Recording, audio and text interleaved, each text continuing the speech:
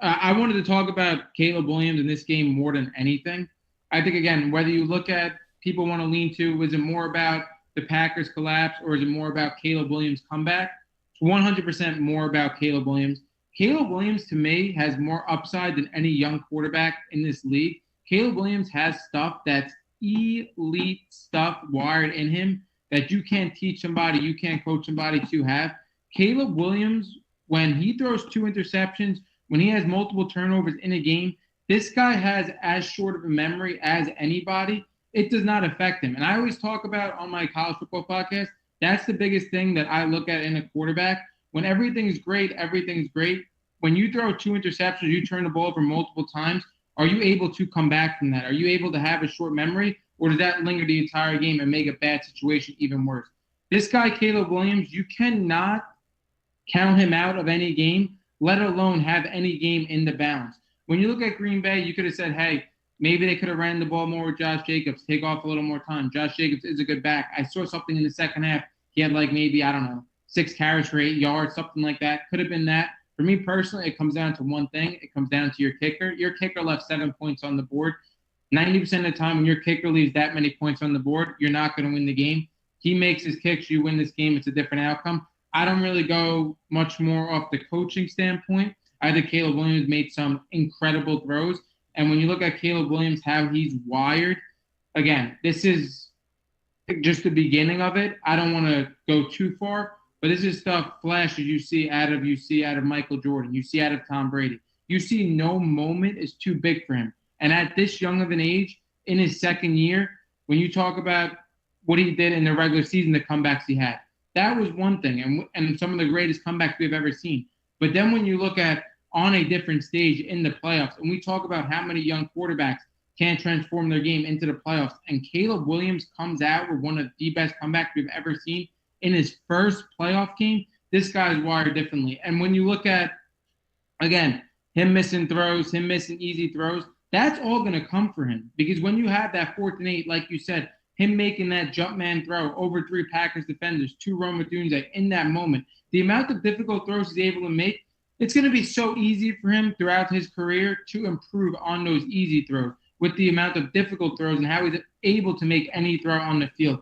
But like I said, we could talk about all these young quarterbacks, and again, quarterbacks that I even love more than Caleb Williams. When you talk about a Justin Herbert or a Trevor Lawrence or any of these guys that have the ability to do anything on a football field, Caleb Williams already getting out of his way, his ability to play in the big moments that so many other young quarterbacks, that's such a huge question for. That's why this guy has the biggest upside out of anybody. Because what he's able to improve on is so easy for a guy like him to improve on. And the amount of stones he has, you cannot teach that. You can't. This comeback is all about Caleb Williams. And I don't even fault the Packers as a coaching staff. This was an incredible player making incredible plays that is so rare. And again, for Packers, what I really lean on is that kicker. McManus, he left 7 points on the board. He talked about, again, how it's his most embarrassing performance. But that's really what I leave it to. If you have the kicker who's able to make his kicks, again, very makeable kicks, you come out winning that game. But when you're talking about an incredible player in Caleb Williams putting up an all-time performance in the fourth quarter, he threw for 184 yards in the fourth quarter. Like, again, that's an all-time performance. That's a guy on the other sideline that, in my opinion, you just got to tip your cap. What you could look at is the kicker, but that's about it to me. Yeah, and what did they score? What was it, 25 points in the fourth quarter? I mean, it was just like what the Broncos did to the Giants early. Yeah, 25 points in the fourth quarter. They outscored the Packers 28-6 in the second half.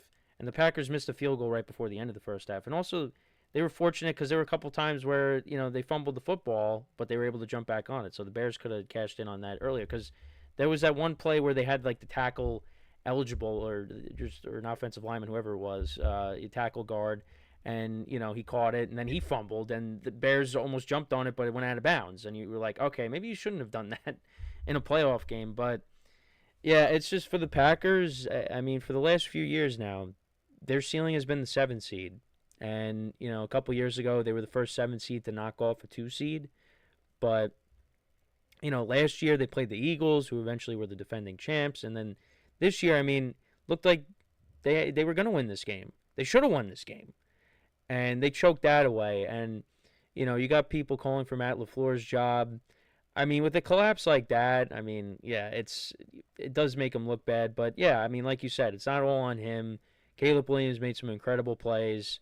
Brandon McManus, you got to make those kicks, and the offense kind of stalled a little bit, in the middle part of the second half. So it's tough. It's really tough, and they also weren't coming in fully healthy or missing some guys, Micah Parsons and Tucker Kraft. They were definitely missed in this game. So I mean, if the Packers are a healthy squad next year, maybe things are different. It was at least encouraging to see that Jordan Love went out and played a really good game. Yeah, But he played great. yeah, no, the Packers are going home, and the Bears will be taking on the Rams. That's the last game of a divisional weekend, which I think could be a very good game, even though the Yeah, I think weather's going to be a factor in the game. It's going to be a very I was cold one. I was gonna say too, like not only that game at Chicago, like I understand on paper that the Rams lay over the Bears, but playing somebody wired like Caleb Williams, you can't count him out.